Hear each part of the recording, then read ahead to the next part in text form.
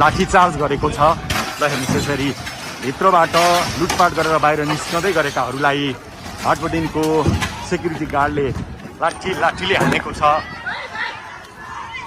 बाहिरबाट ढुङ्गामुढा भित्र धेरै मानिस घुसेको अनुमान गर्न सकिन्छ।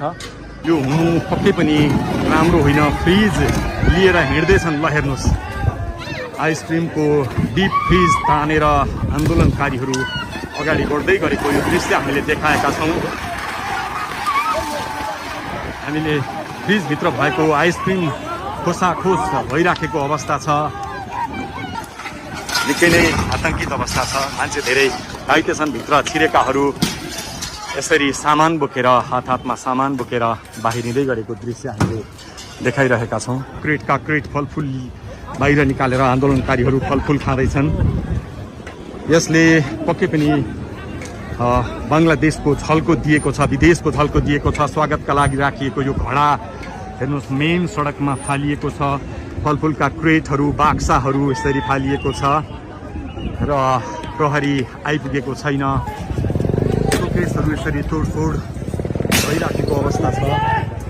यो कोटेश्वरको भाटबटिन हो।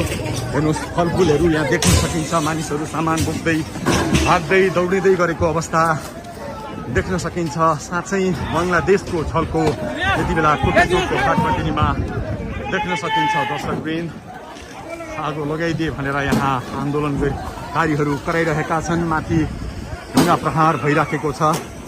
यो कोटेश्वरको भाटबटिनीको दृश्य हो। दर्शकवृन्द